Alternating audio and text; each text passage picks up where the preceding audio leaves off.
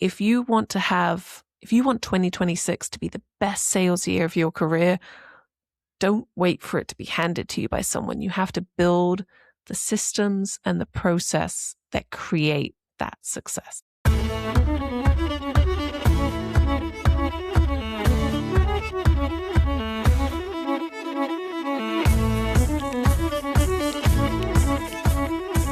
Hello, everybody, and welcome to Haverin About, a father-daughter podcast all about healthcare technology sales. Dad, Happy New Year. Happy New Year, Bethany. It feels like I've been saying that for an eternity now, because we're recording this on the 8th of January. But as far as I'm concerned, to you, our lovely viewers, it's the first time we've met you this year. Happy New Year. Happy New Year. And it is that time of year again. It's a new calendar. That means for the majority of folks listening, it's a new quota. That means that everything has reset and all that wonderful stuff you sold last year does not matter anymore. Yeah. All that matters is the pipeline ahead of you. What have you done for me lately, I think is the phrase. Exactly. And so it's very exciting for me because I am starting the year in a slightly different seat, new company, new role, very similar to what I've done before, but really excited about this company and kind of some of the values that they have and the community that they serve is really exciting. But it means that this January is important to me because, not only is it a new quota, it's a new everything. And so today's episode is all about that. How do you plan effectively for the next 12 months ahead of you? Personally, professionally for your company, professionally for yourself. And, the number has reset, the expectations have reset, whether you had a brilliant year last year or maybe not so great. Yep. Doesn't matter anymore. Really doesn't matter anymore. Well, that is the wonderful thing about the sales calendar is you have 365 days, except, and this is my one piece of advice up front, that clock disappears really, really fast. As a sales manager, I always used to say to my reps, literally keep a countdown clock that shows how many days you have left in the year. Because guess what? It's not 365 anymore. It's 358 or 357 because we're now on the 8th. So that means that you're already shrinking the window in which you've got to be able to achieve what you have to do. But it's exciting. I always used to love the New Year reset because, yes, you got to go through some kind of like backwards looking, etc. But again, one of my favorite quotes I always used to say is from, it's actually attributed to Enzo Ferrari, the Ferrari, sort of creator and designer. And he used to say, what's behind you doesn't matter. Only what's ahead. And I think that's a great mantra for people involved in sales. So we are here today to talk about what's going to set you up for your best sales year ever. No hype, no hustle, no hustle culture, just practical things that good reps need to do and that good managers need to encourage as behaviors in their teams. Things to do in January whilst everybody else is saying, I'll get back to you. So this is Haverin About. And I think, Bethany, you're going to kick us off with a wee discussion. Absolutely. So let's start about what you should do this first week, second week of the year. I think you need to block 90 minutes of your calendar out and do a professional reset. Look at last year's CRM data. Your manager will love you for it. They'll love that somebody else is actually looking at all of that data that you put into Salesforce. But if you've been putting quality data into Salesforce, you can look back and you can see all of your closed and all of your lost opportunities. And you really have to take the time to do a very honest, deep dive into what you want to repeat and what you want to leave behind in 2025. So look at your deals that closed the fastest. Why? Was it because you had just come off of a very similar deal so you could rinse and repeat a lot of things? Was it because just all the stars aligned and, you're just going to have to trust the universe to give you another thing like that? Is it because you had a new sales engineer next to you in the seat and they were crushing it right alongside you. Look at what worked. On the inverse, look at what didn't work. The deals that you were super excited about and super hyped up about, and week after week in deal review, you had to say, well, they're still considering. Well, we're still trying to schedule a demo. Well, we're still trying to get pricing back from so-and-so. Look at that and be really honest with yourself. Were you the one that was holding things up? Was it because you weren't going out and doing outreach as fast as you could? Was it because you weren't responding as quickly as you could? Was it because you were afraid to push that person in finance or that person in legal to get back to you quicker? Be very, very honest. And I think that's where you have to look and see, where did I personally control or not control the process? Because we always hear as a salesperson, you're the quarterback for this deal. You're the quarterback, you're the lead, you're the... Yeah. And sometimes that's true. And you are. You also have to be aware that sometimes if you know your legal team suck at getting red lines back to you, because maybe they're just terrible, but most of them aren't. Most of them are just underwater. Okay, you've got to change your process and how you work with them. You've got to lean on your management and your leadership to encourage some of those other players to really kind of improve things on their side. And I would just add to that, or if it's not something that you can control or influence, how are you going to adjust your planning? Because in that example that Bethany gave of legal teams being sluggish about coming back to you with the red lines or whatever, that means your learning is not, to sit there every morning going, oh, I wish the legal team were more responsive. It's to go, okay, one, how can I avoid getting caught out by those challenges with the customer in terms of like trying to head some of those issues off at the pass so they don't even become issues that you have to send to legal? That's the first strategy. The second strategy is knowing that you have to adjust and get your behavior whereby you're getting those issues to them quicker. Don't wait until a contract red line. Sit down with the customer and say, hey, listen, I am sure you're going to have comments and issues that you're going to have. How does your organization normally respond to some of these contractual terms and conditions? What's their normal expectations around the critical items that you know and have learned are the trip points that normally need legal or commercial review inside your organization? Get ahead of it. Have a game plan. Play chess. Think 5 moves ahead. Don't be a victim and wait until it's, now I need to get legal to look at this. So that would be my other piece of advice is if you can't change it, then you have to come up with a different plan. Yeah. And if you're new to an organization like I am this year, ask the questions of the people that were there. Well, how did this deal close? How did you find it? What are people having questions about a lot of the time? I'm trying to proactively pull as much of that information out, and I'm looking at Salesforce and going, well, this one closed quickly and this one has this and this. So what was different about this one compared to that one? Number one, you'll look smart because you're actually analyzing, and maybe they have or maybe they haven't, but everybody likes knowing that they hired someone who actually is going to do the work. Yeah. But it is important for you to look back. Don't treat it like you got a bag on your head and you've got no idea what happened. You can ask. You can poke around and figure out. And I think, as part of this 90 minutes or 2 hours or however long you set aside, you need to write down, what am I going to keep doing? What patterns were working? Yeah, you can use one of our beautiful New year, Haverin About new journal. notebooks. Exactly. You Nothing need to better. It's like a new school year when you get the new pencils and the pens. I started my new job. That one of the first things I did was go to Staples. I bought some new pens. I got some new highlighters. I got new Post-it notes, new index cards, my favorite index cards. I'm ready to go. But write down. Yeah, and you might think that's old school and I haven't done that since high school or college or it doesn't matter. It's actually psychologically very good for you to do that tidy up and go, I am going to get on my game. I am going to be organized. I am going to be, even if all your old bad habits come back later, do the mental reset now. New year, new you, new quota.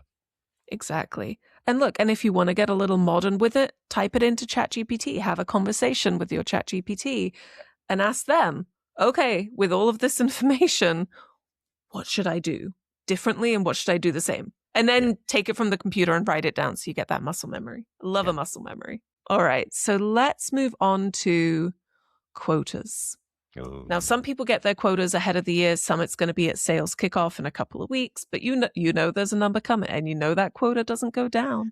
you know the So if it was latest a I ever million got my, last year, you know the latest I ever got my quota for a January 1st start, April 27th. In my company, and it was like jeez, for like almost like 14, 15 weeks of the year we operated not knowing what our number was or how we were going to be paid. that is So wild. sorry, yeah, I was just as you were saying that, and I was going, yeah, sure, you get it. But no, Bethany's right. Hopefully, you actually either have a good idea, or if you're going to your sales kickoff or your QBR, you may be the type of organization that walks away from those events with your quota in hand. So yeah, I mean, I think Yeah, that we're all in that stage whereby that's part of the excitement. But now let's talk about some of the dread people have about their quotas. yeah. Well, no, and it can be, scary, especially if you did have a good year last year. It means you probably don't have a ton of pipe. You didn't sandbag a bunch of Mm. deals that are just sat there waiting for you in Q1. If you had a bad year last year, I hope that's what you did do. And you're sitting and you're like, I've already closed $500,000 and I'm, number one on the rankings one week Yeah, in. Great. If that was you, fabulous. If it wasn't you, break it down based on math. yeah, Again, a lot of reps, and I've seen this, tend to be a little head in the sand. They're like, well, I have, this pipeline for Q1 and Q2, and then, stuff will come in Q3. yeah, Be there. Stuff will turn up, and maybe stuff will turn up. It really depends on the product that you're selling. yeah, Like if you are existing accounts and you're an account manager, you know that there's going to be renewals that come in. You know that there's going to be growth that comes in. There's always kind of a steady, like when I was at Rhapsody, I knew that there would be a steady flow of stuff that would be fine. But for me to make my number, I still knew I needed, 500,000, 1 million of stuff that was not just going to organically, naturally come. You have to go yeah, out and plan for it. And it's a math game, right? If your quota is $1 million and your thing that you sell, the average deal is 100 grand, you need 10 of them to close, okay, to hit your number. Well, you need more than 10 opportunities yep. to close 10 deals. And so work it backwards and spread it out through the year. You know that Q4 is a crappy time to close. So you have to put it in the beginning of the year and just map it out, math it out. And if you don't have enough opportunities, either go find them, or if your territory and your product and everything is that crappy, go listen to Brian's episode last week and go find a new job. Because if you can't see a path to quota in January, if you're telling me like, oh, it looks rough in September, that's fine. As long as you've done the work. But if you're telling me that in January, that means that something is wrong with the role that you're in. And like as Bethany described there, that's a fairly typical pattern that people have. Either if you're rolling over, if you're not in her situation in a new job, new quota, empty pipeline, a sales force devoid of opportunities that belong to you. The company might have them, but they're not allocated to you. You actually have to do that grunt and work it through. But you have to start. Everybody, either existing 10-year veteran in a company or somebody brand new in the door that started at the beginning of the year, you have to start by saying, here's my quota. What is my path? Start with the path, which is exactly as Bethany says. You take your number, and based on whatever information is available to you, you say, okay, how am I going to do that? If you're in a single product company, that's dead easy. As Bethany says, you take $1 million, $100,000 deal size, you divide it, and you get the answer of 10. I need 10 deals. The math for pipeline then becomes really easy. I've been doing sales for a very long time. Telling you right now, don't make it complicated. 3 to 1. 3 to 1. You need 3 deals coming in the top of your pipeline to be able to get one that could cross the finish line. And Yeah. so therefore you need to think about that in terms of your ratio. Now, in maybe another episode, we'll talk about how you horizon switch across those deals as they mature. Because as you get to closing, you get really, really busy. And this is where a lot of salespeople trip up and they fail to pay attention to that top of funnel stuff. Mm-hmm. But keep it simple at the beginning of the year and go, what is my path to quota? Take your quota, look at your deals, and on from there. Now, let's complicate it. If you're in an organization whereby in your territory you have more than one thing that you can sell the available customers or clients or prospects who are out there who are net new, then it gets more complicated because now you have to place some bets. You have to say, which of these products am I going to invest time in? Which of these products does the company want me to actively promote and push? Because you'll often find that in compensation plans, as we discussed with Chris Goff a few weeks ago, there might be incentives around new products or products that the company really wants to push for one reason or another. And so your path to success might be there. Now, the veterans might advise you, that's awesome. It's great that the company wants to have you sell that. But this product, A, has a 3 to 6 month sales cycle. Product B has a 15 to 18 month sales cycle. So therefore, you're going to take longer to sell those. You can't guarantee that if you don't already have them in your pipeline, you're probably not going to sell one this year. Mm-hmm. Now, that is part of the calculus that you need to make. And if you're brand new to a company, you need to work that out real fast as to what the typical cycles are to be able to sell your product portfolio. Bethany says, if you don't subscribe, I'm not allowed to make any more dad jokes. Which honestly might be a selling point. But still, subscribe anyway, please. When I was selling clinical systems and leading teams selling clinical systems at Allscripts, we had upwards of 25 products and services that we were selling. That made the math really, really complicated. Salespeople initially love it because it's like, I got all this stuff to sell. Look at my bag. Where do you focus your time and effort? So I think start with the easy one, which is what is my path to quota? How can I get there? Then later you can actually start looking at your territory and trying to work out, okay, now how do I actually take my territory and calculate that back into creating pipeline? Mm-hmm. And hopefully you've got some, if you're not a new person to the company like Bethany is with her company here, then you will have some pipeline that may have carried over.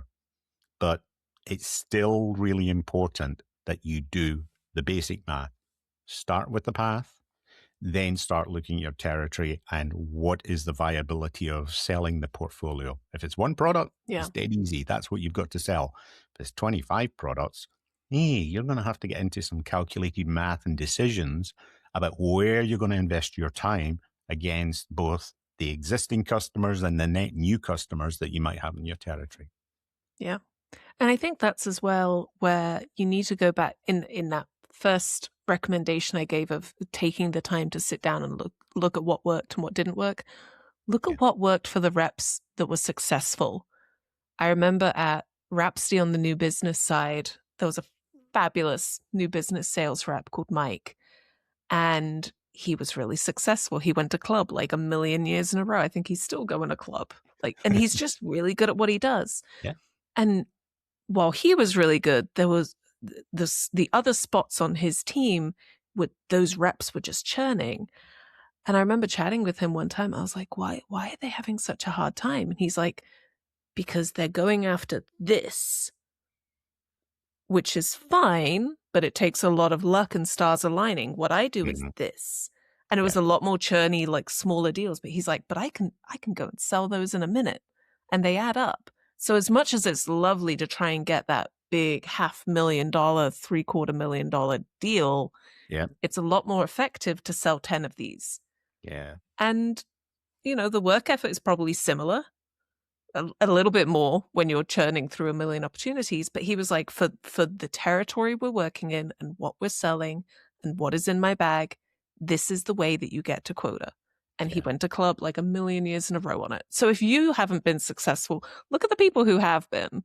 Hopefully you're a nice person and they're a nice person. You could chat and, share war stories and figure out how to make the best of it. But it does make a difference. And I think for sales leaders, that's the other thing that at this time of year, normally, one, you're typically maybe bringing in new hires, either that you did hire over the holiday period and starting them literally on the beginning of the year, or as you're going to SKO, you're hiring to bring people in for that kind of kickoff start that normally happens with lots of training and product announcement and stuff like that. So if either of those things are happening, you have to bear in mind that those newbies are going to have some spin up time. And so therefore, how are you going to accelerate that? How are you going to take that and allow them to become more successful more quickly? And then if you're building those teams, and this is one of the lessons I learned a long time ago, is not all territories are created equally. Mm-hmm. You may, as a company, have a very strong brand recognition regionally, whereby your headquarters are maybe located, I don't know, somewhere in the Northeast, Boston, Philly, Washington, D.C., or they're in California and you're heavily networked there.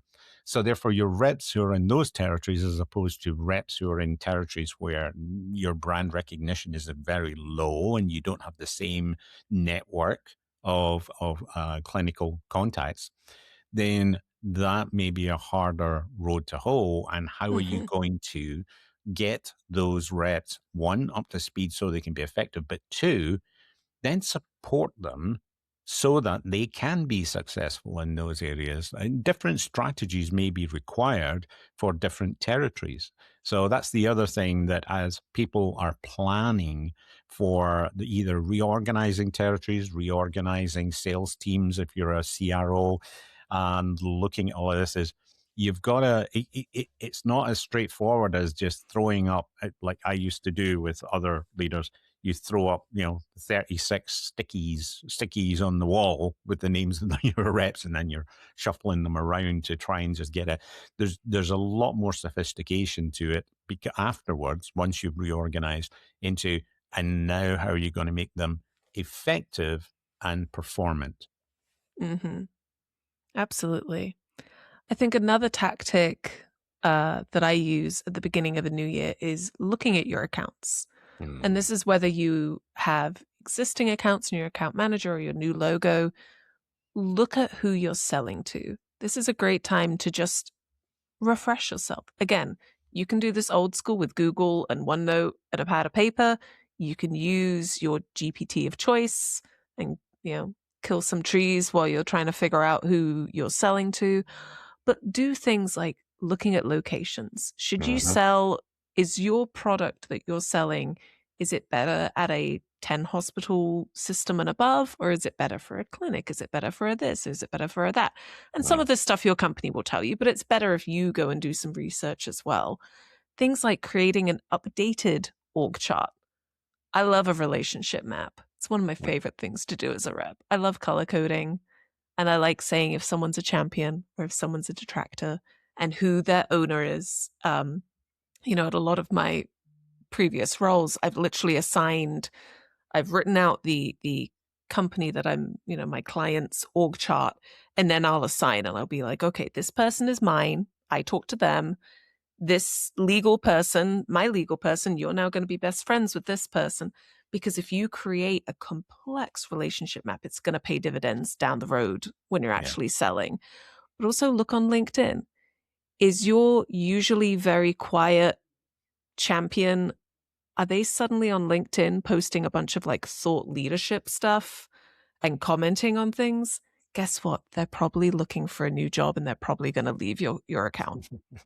Because why else do people post on LinkedIn? The only time people go on LinkedIn is if they're looking for a job, if they just like LinkedIn, which some people do. There's a lot of those. There's a lot of people just like LinkedIn. But if a normally very passive person is suddenly posting a bunch, I would flag that as a little suspicious. Yeah, and the way to do that in LinkedIn, if you're just a casual surfer and you just look at your own stream, but when you drill into somebody and look at their profile, that you can go and say, "Show me their posts and show me what they've commented on," and you'll actually see if they like various things and if they're commenting on somebody else's posts or if they're posting new themselves, and you can very quickly work out patterns as to what they're doing. Is this normal behavior for them, or have they suddenly become inspired? Just be careful because, idiots like me and Bethany, we're constantly on there promoting the podcast. And well, you should our like and guests comment on our things. posts. Absolutely. Like and comment on our posts all the time, please. But no, I think that... But it is also helpful because sometimes you'll see, someone that you're trying to sell to, and they'll comment on someone else's thing and be like, oh, yeah, we just upgraded, blah, blah, blah. Oh, yeah, we're dealing with the same pain point. If they are a LinkedIn user, you can get a lot of insight. You have to be careful about how you then bring it up so you don't appear like a stalker. Please don't be creepy with anyone on LinkedIn. But, or you other can social use it to media dig around. Or platforms any social that media. we've discussed before. Yes. Don't turn up and be like, I saw your 5-year-old is doing blah. No. But again, the more informed you are about your prospects and about your accounts, don't ask the lazy questions that a customer has been asked 100 times that you can just Google. Save your questions for the good stuff that they absolutely are not going to post publicly and is not going to be available on their website. But again, just do your research. It's so simple. There's a salesperson that worked for me and worked alongside Bethany in another organization called Dan Davis. Dan, I loved this aspect of Dan's behavior. Whenever he went to visit a client, he didn't just go for the meeting. He hung around. He actually hung around. Sometimes he'd hang around for 2 days in the hospital and just wander about and introduce himself and hang out in the cafeteria, etc. When he was doing that, he was gathering intelligence. He was finding out what was going on in that organization, not just with, IT and that system. He was finding out what was going on in the organization. Were they building a new facility? Were they talking about this? Were there architectural models in the lobby? Were there, what was going on? He said he loved reading bulletin boards. Those big cork or felt bulletin boards. What a nerd. No, but he said, you can find out all kinds of interesting stuff. Like some organizations post their team briefings on there. Some people even have their organization charts pinned up on there. So, Dan was a great, he would probably have made a really good CIA operative in that respect or something. And in terms of sort of like just gathering intelligence. And I think that's one of the things that, as Bethany's saying, yes, digitally things are made so much easier, but people are really aware of that now. And so they've started to sanitize a lot of that stuff. And so there is still a lot of merit from getting out there and getting on the road. Absolutely. I agree. So when you've done all your internal work, it's then time for every rep's favorite time of year, sales kickoff. Yeah! Let's go, man! Give me that hype music. Yeah, that's when you get to find out your executives have terrible taste in music and they walk onto their pump up jam and it's like, oh no. Yeah. No, someone should have stepped in here. In America, we say like and subscribe. In Scotland, we say, don't be a numpty, just press the button. Legitimately, I love a sales kickoff. I love a sales meeting. I like getting to meet people. I like talking with people you don't normally talk to. I like some of the rah-rah company bonding stuff. I know a lot of people don't. But I will say, I'm like 12, 13 years into this. I've probably been to a dozen kickoffs. I still like them. I'm going to mine next week. I'm very excited. Yeah. I know. You've been to more than a dozen. Maybe you are over them. Oh, she whiz. I mean, I have been to so many sales kickoffs. By the way, if you are going to your sales kickoff, nothing would be better than for you to celebrate that with buying yourself some rolls of SKO merchandise from the Haverin About store. So the links will be there, but we have some interesting stuff. I've obviously got the mug that I love, my nice red and white mug there, which also has the podcast logo on there as well. But we've got some T-shirts, not only with Rule 3, which is nothing good happens after midnight, but we have Rule 1, which is rather along the lines of Fight Club, is what happens at SKO stays at SKO. Because there is probably an episode that we should do that should be an After Dark episode about all of the interesting things we've had to deal with at SKO events that we may have been at over the years, because sometimes people get a little excitable. So, what happens at SKO stays at SKO. And then I think, one of the other rules that I've got, and actually I should publish it. I've got about a dozen of them that I've gathered, and they're all kind of humorous. But one of them is the front row. This is row 4. The front row is for managers, suck-ups, and people who panicked and came in late. And there was no seats left other than in the front row. Yeah. And so, someone on stage went, there's seats up here, and they have to walk of shame it to the front. If you're a veteran, you're in the back third of the hall. Because I'm a front third person. I want to be in eye line of the people. Although I will say, I can think of one SKO where I was so over the company and just so angry and pissed off. I backrowed it, and me and my buddy just sat and we glowered. We were like, let's take we weren't actually drinking because it was only like 10 a.m. But it was like, let's take a theoretical shot every time they mentioned this. Yeah. And about 30 minutes in, we would be like passed out by now if this was actual alcohol. It's not good. But sales kickoffs. In all seriousness, I think sales kickoffs are an exciting time, generally. Mm-hmm. I mean, after you've been at home with family and, the sales kickoffs for larger companies tend to be in warmer places if you're from cold climates. I do know that lots of my colleagues who lived in Florida always groaned when the sales kickoff was in Florida.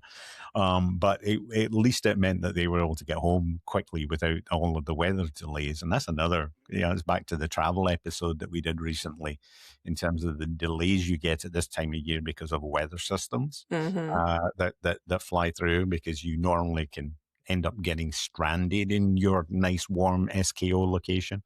But I think that those kind of events at typically at a hotel location, I think most people have gotten back into in-person events for their sales teams.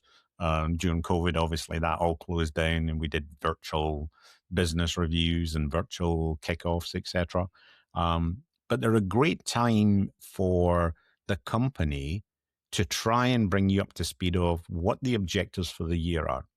And I do think that the theme in the opening session tells you a lot about where the company's head is at, if they haven't already been broadcasting that. And what's your thoughts on that? I completely agree, and I think you have to align appropriately. I've been in sales kickoffs where it's like we're acquiring and we're growing and we're doing this, and it's like, okay, clearly they have a big plan, and they're like, but you've got to sell. We need numbers. If you don't have, and it was like, okay, this is clearly going to be a very higher pressured year. And there's other SKOs I've been to where it's like, here we go. Isn't it nice that we're all together? This is a delight. And I think you have to match that. But more importantly, I think sales kickoff, as thinking selfishly about yourself, you have to figure out how you want to be seen within the company. Because look, if you had a rock star year and you're going to get to walk around and everyone's going to know you closed the big deal, then you're kind of good, right? Well, you're probably going to be on main stage. Right. being, lauded and applauded and all of those You kind of get to do your things. little Or case study. How did I yeah, close this or amazing at the deal? celebration dinner that there normally Yeah. is at these Yeah. kind of events. Yeah. Yeah. And I've had years where was my experience and it was great, right? And there's others Mhm. where you didn't have a good year and you're just sort of there. Mhm. But how you position yourself is important. These are normally opportunities where there are the executives of your company, there is leadership, there are the other teams that you encounter, whether that is legal, security, compliance, product, professional services. You have to go around and meet those people because you have to work with them. It goes back to the beginning. If you know that legal was a pain in your butt last year, guess what? Go and befriend the legal Go and team. make friends. Yeah. Just go and make friends. Yeah. Offer to buy them a drink. Bring Yeah. them And some. talk about not the crappy stuff and, please, will you help me in future? Yeah. Talk about normal things, in the Yeah. social setting, because what you're trying to do is establish a rapport with them so they Yeah. think that you're an okay human being to deal with. Yep. And this is an opportunity to show off how intelligent you are. You listen to this podcast, you're already very, very smart. True. So ask good questions publicly. Now, don't ask performative ones, where it's like, well, how could everybody close deals like me? How do we just replicate my success everywhere? Because someone's just going to want to punch you later. And that's bad for everyone involved.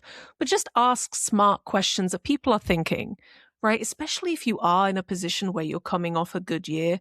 If there's a lot of tension, and there is a lot of like, what does this mean? Da, da, da. If you're in a position where you can ask the question of like, hey, are we moving from this model to that model? Or, hey, we heard that there was maybe an acquisition coming. Could you tell us more about this company that suddenly, their CEO is in the back of the room? Ask some of those questions. With the exception of that is, if the day's sessions are going to wrap up at 5 and then you have your evening thing at 6:30 or whatever, do not ask a question 4:30 p.m. onwards. Do not. Don't derail it. Do not even think of adding to add my 2 cents. No, Even if your your 2 cents CRO is on the don't matter. stage going, what? Nobody's got any questions. Just don't take the bait. No one has questions at 4:45 p.m. No one. And if you do, write them down. Yeah. And send it and go back to your room and go, oh, just thought of this forgot to ask. question. Yeah. I forgot to ask. Yeah. Or buttonhole the person that you had that question for at the cocktail reception before you all have dinner that evening or whatever it might be. Because that's another way to increase your brand internally. Yeah. Particularly if you're earlier in your career. Because, I've had the inverse, which is like, when you're later in your career, quite often you're kind of not hiding from the CEO, but you're going like, oh no, if he gets me, then, I'm going to have to answer to this. And, oh God, I'm going to have to do that. And so you end up in that inverse thing.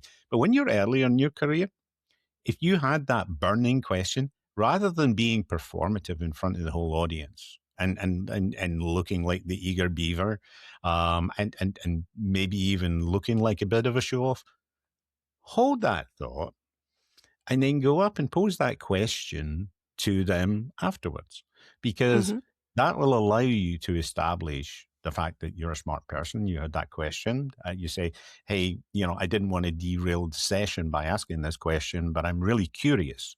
And then pose your question. Because I think that is one of the things in terms of SKO. You don't necessarily get lots of exposure to the leaders in your company. And the kind of SKOs and, the first quarter QBRs are normally a time where they do come and spend time with you. And so it's an opportunity for you to be able to position yourself as being one of those smart people. Absolutely. And I think if you are one of those smart people, rule number whatever on Dad's mug also stands. Just as a reminder, if it's 11:55, excuse yourself and go up to bed. Yep. There is nothing after midnight that is of any use to you. And you can have a good time. I've had a very good time at many SKOs. But just take a step back and think, and also proactively put this is just a free tip for everybody. Go ahead and bring a bottle of Advil or your painkiller of choice from home and just put it in your bag now, because at the hotel lobby, it's going to be like $5 for 2 Yeah. little pills. Yeah. It's a waste of money. But if you have the opportunity to just bring one from home, you should. Because even if you don't get very drunk or wrecked or whatever, you're probably drinking and eating and walking and talking way more than you normally do if you otherwise work from home. Plus, So you're in a petri dish of a bunch of people who probably have got little kids who have brought their various viruses and bacteria with them from wherever they've come. And you're all hanging out together, laughing and guffawing and slapping each other's back and giving air kisses or sometimes real kisses. Sale Kickoff brought to you by Purell. Purell. or your hand sanitizer of choice. Look, I have a 5-year-old. This is literally on my desk. And I use it several times a day, and I wipe things down, but other people don't. Don't all go home. And it's January. Everyone's coming in on planes. Like, it's going to be gross. So Advil, hand sanitizer, don't get drunk, be intelligent, don't ask questions after 4:30 p.m. Because I'm going to give a tip that I think I handed off to you that you then perfected. When you start the evening, you don't want to seem to be a party pooper. So have an alcoholic beverage, maybe a mixed beverage, assuming that you take alcohol at all. And there's lots of people who don't. And I understand that, and some for medical reasons, some for philosophical reasons. But if you do, because, sales is a very social environment, have a clear drink. My drink of choice was Bombay Sapphire and tonic. So a gin and tonic, right? And my second drink was club soda. Do these two things look the same with a slice of lemon in them? Yes, they do. So that meant I had 1 gin and tonic and probably about 6 club sodas. And the trick is, don't say, if somebody says, hey, let me get you a drink, you say, it's okay, I need to go up to the bar anyway. So that nobody's quite aware of what you're drinking. Now, Bethany, I know you took that step forward too. Yes. Yeah, I do the same thing. I have vodka tonics and then I have tonic water. Or if everyone's having a beer, I pick a beer with a dark glass bottle. So it's like a brown bottle or a Heineken or something, so people can't, because if you get a Corona and it's clear, they can see that you've only taken one sip and you're just holding a beer bottle around. And look, I will say, I think this is a lot better than it used to be, right? I think look, I'm sure your stories of sales meetings from like the 90s and 2000s are a lot more, I've had one client ask me to take them to a strip club at a at a customer conference. You've probably had more than just one, because I came in a later generation. Bit later. And so people are a lot more accepting nowadays, I think, of people that don't drink, and that's a good thing. I don't think there is as much of an expectation, or I just work for way better companies now, which could also be very much the case. I think there has been a shift, but there is still a population, and I think there still is a pressure there. And I think particularly, well, we saw this even at Vive Health, whichever one it was. Come 4 p.m., every booth had a bar. Absolutely, yeah. Every single booth had a bar. So I did the same thing. I got a vodka tonic, and then I just walked around with tonic water for the rest of the night. Yep. And that was only last year. That's the trick is, just, fit in without complying, to the expectation. And I think that's a good way to go. And you can be your natural effervescent self without, any kind of like chemical additives. So, from that perspective, I think it's great. I think that we're all aware, and this truly is a, health and social, sort of public announcement. I mean, alcoholism is a real issue in our contemporary society. And I think in sales. And I've had lots of people that have worked for me, alongside me, that I've worked for, that have had to, or believe they've had to, lean in on alcohol.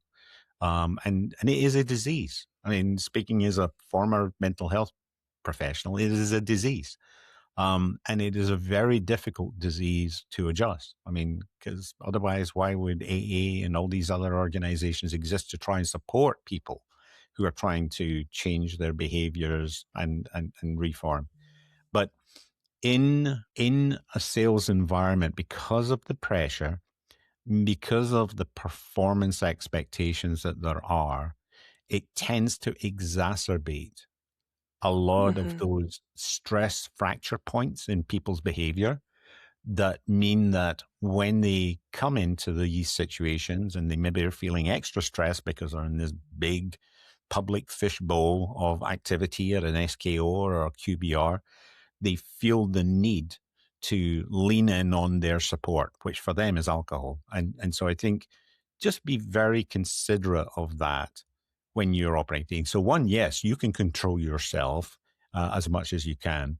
But if you have colleagues that clearly do have challenges in terms of the way that they use alcohol, then try and be sympathetic. It's very easy to just go, don't want to be around him because, Mm-hmm. or her, because believe me, it is no respecter of the Yeah. XX gene No. or the XY gene.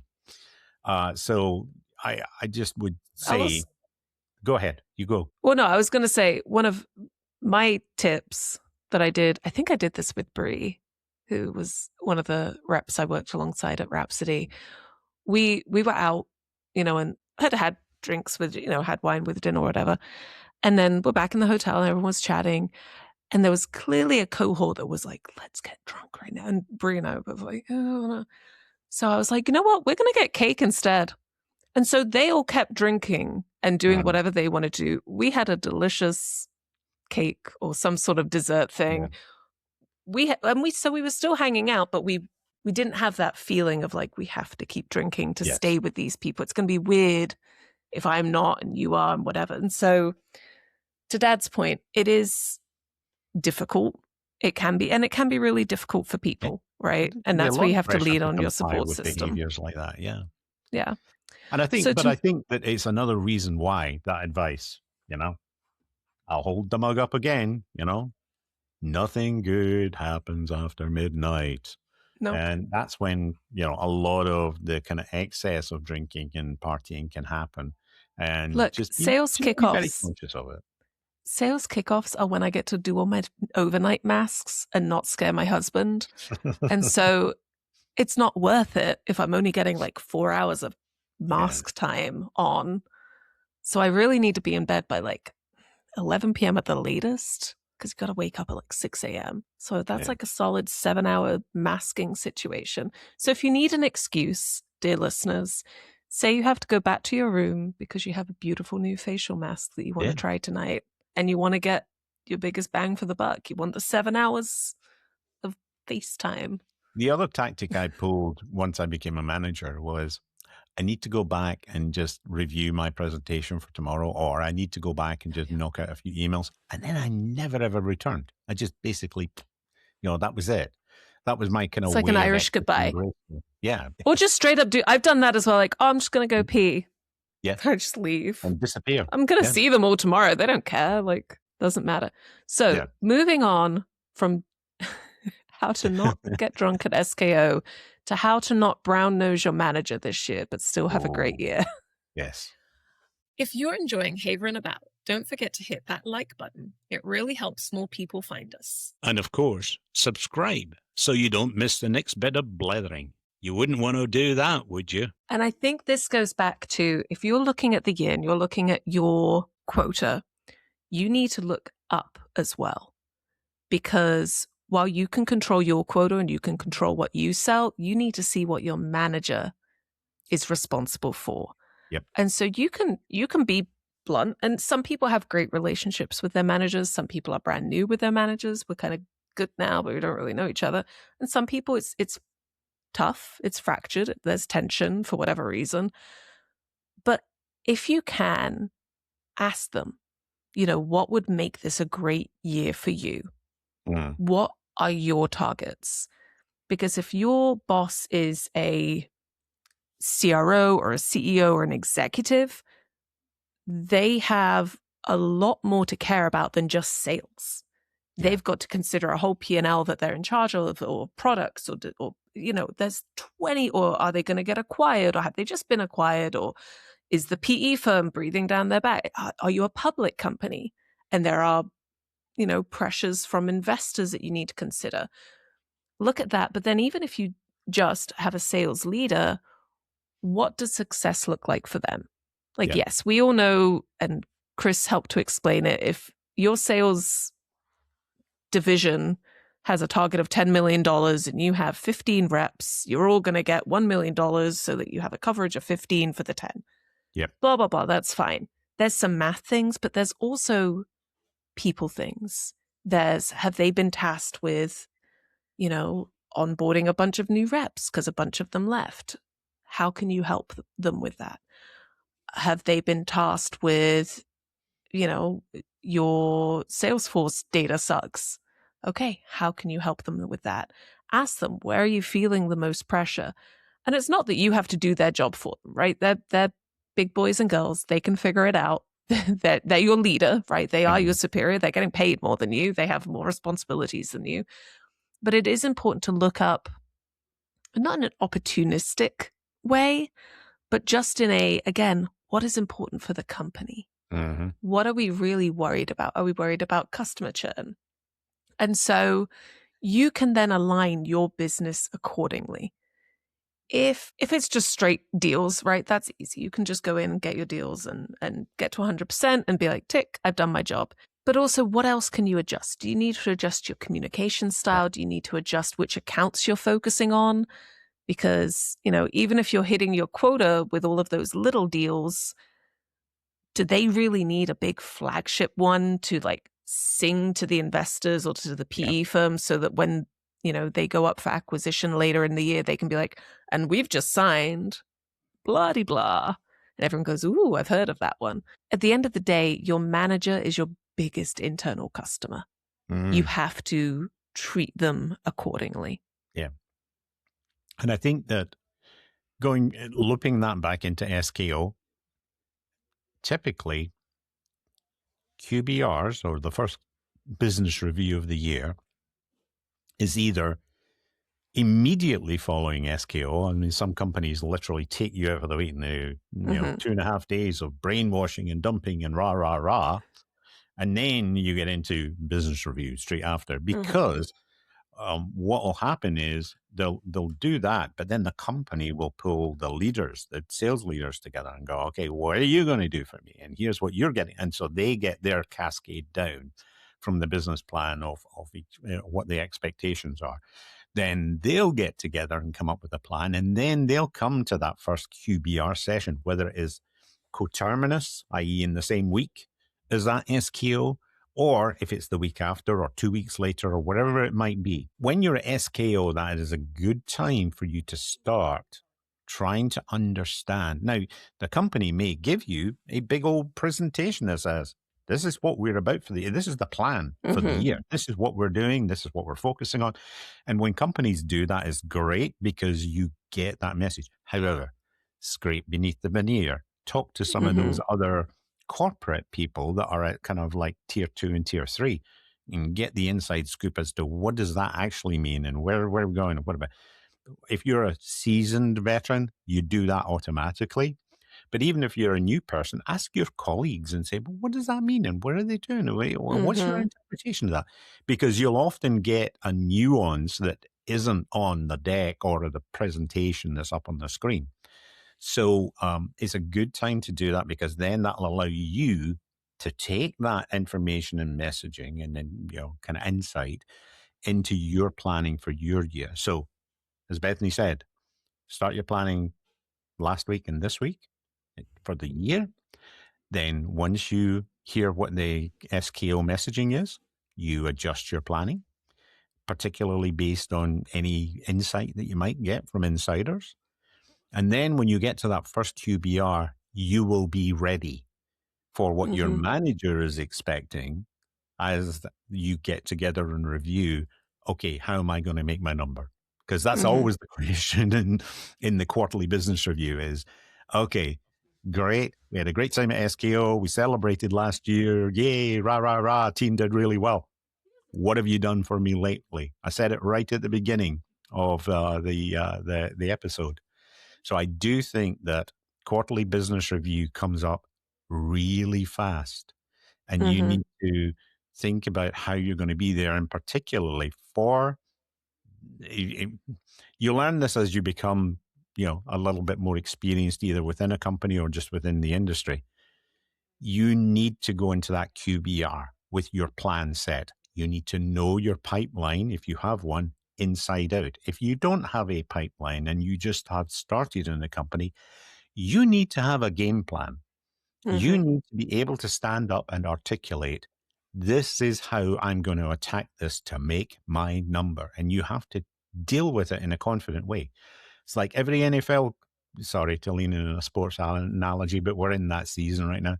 Every NFL team starts the year believing they're going to the Super Bowl. They're not all going to make it, but they all believe it at the beginning of the year. And that is a core component. It's one of the reasons that sales leaders love leading off with all these sports analogies. We could probably have another discussion about, being SKOs and the way the sports analogies just pour out. And I know all of my female colleagues really struggled with that when it was NFL references, but they got a little bit more excited when it was college references, because many of them went to colleges that had, football programs and things. But yeah, but that would be my kind of sort of like advice. Use all of this period to get ready for that quarterly business review and to then hit the ground running and actually perform. And remember, 365 becomes 364, becomes 363, and suddenly you've got 120 days left in the year. Yeah. And you've only made. I mean, we're already 1 week down. Yep. We only got 51 weeks left to make your number if you haven't sold anything yet. All right, Bethany, let's wrap it up. What are the kind of key bullet points that you would like to leave the audience with? I think even though it's very boring, preparation beats charisma. You can be the loveliest person in the world, but if you are not walking into this year prepared for what you are going to sell and how you are going to accomplish that, you're not going to do well. And so I think preparation is number one. The second, going back to there are 52 weeks in the year, consistency beats intensity. Yep. If you are only ramping things up the last 3 weeks of each quarter, and then your Decembers always suck because you're like trying to scram stuff in, no, stop it. Pull your deals forward. Get them in. The best deal is a signed deal, right? Yeah. There is no point in sandbagging, no point in dragging this stuff out. I think, but being consistent in everything you do, being consistent in closing deals, being consistent in feeding your funnel. Don't get distracted just because you have some active opportunities. You've got to keep feeding that funnel. Because at the end of the day, sometimes, and I always see this at SKOs, in awards dinners, there'll always be someone that says, they just got lucky. They just got handed that. They just da-da-da-da-da. And 1 out of 100 times, sure, maybe. Right? I had it 1 year at Simpler. One of my customers came to me and said, hey, we need this like tomorrow. And I was like, oh, okay. It was the easiest sell of my life. And it was like a big chunk of my quota. That was pure luck. That was pure. I happened to have that account. I happened to be the rep at the time. They happened to need the thing that I was in my bag and not the other person's bag. Sometimes there is luck. But the best reps, the ones who are really good, the ones who are going to club 5 years in a row, they are deliberate. They are focused. And it's so easy to get distracted and to honestly to get pissed off. If you had a bad year, it's very easy to walk into SKO and have to sit at that awards dinner and just be grouchy and be mad. But don't be. Be deliberate.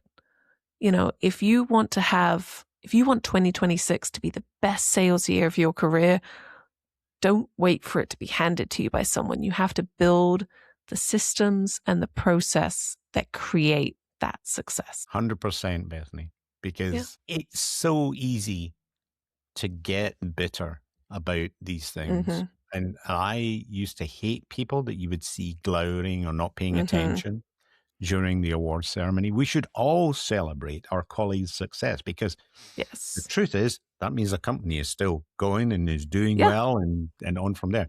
So, I think that, And look, you and I sales, have both had years where we've been the winners and we've been the losers. We've absolutely. both been to club multiple times. Yep. We've both not gone to club multiple times. Yeah. I've had to stand there, having had one of the And be worst years of my life as a sales leader, and watch your name go around the big ticker in AT&T Stadium as, Bethany Miller. And personally speaking, as your dad, it was desperately exciting. But that was one of those sales kickoffs whereby I was like, yeah, I'm just going to meld into the background this year and try not to keep my head down so that a certain CEO doesn't come and buttonhole me as to, what went wrong last year, etc. So it's too easy to just sit there and be bitter. Don't be that. Celebrate the people who have had that success because it means your company is still going to keep you around, to be able to perform forward. But secondly, sales is a momentum business. It is very much, if you see that energy there of people having success, feed off it. Mhm. Use it to power you. Don't sit there and go be jealous and sort of go yeah, they were lucky, they were this, they were that. That's not, that negative energy is not going to feed you. You need to Yep. take what's positive about that. If you think they did something clever, go and talk to them about how did you structure that deal? How did you overcome? What were the objections that you had to overcome to make that come through? How long had you been working that deal? Because sometimes you'll find that person who is salesperson of the year, they worked 7 years on that deal. Mhm. It didn't just happen overnight. And so therefore, I think it's really, really important that you feed off the positivity of some of these events as much as it's easy to be snarky. And obviously, we covered some of those SQL rules, which are designed to be funny, but don't. Treat it as an opportunity to really kick off your year and feed you with energy and ideas to be able to go forward. Yeah. New year, new you. New quota, new quota to go and hit. And then you get to go to club next year. And it's time of optimism. If you've got a new quota and you've got 348 days, go get it. Go get them, Yeah. Floyd. Go kill it. Yes. Look, we need to do like a rah-rah. It's funny. I have, I call them my cheerleaders. I have like a handful of friends who every so often I'll text and be like, I need you to cheerlead me right now. And they'll just send me like lovely, positive, like good, happy stuff about me. And I'll be like, okay, yeah, I got this. I think we need to do an episode where we just rah-rah our listeners. Yeah. Like, look, you are great. I fully believe that everyone listening to this can hit their number this year. Yeah. I fully believe it. You're all smart people. Yes. And with that said, Happy New Year, everybody. We hope you all really do have a great kickoff to the end. We hope you've heard some of these more practical tips and hopefully you can embrace some of them, use some of them to really have your best year ever as a sales professional. Absolutely. And have fun out there. Be safe. Look after yourself and your mental health. And keep havering.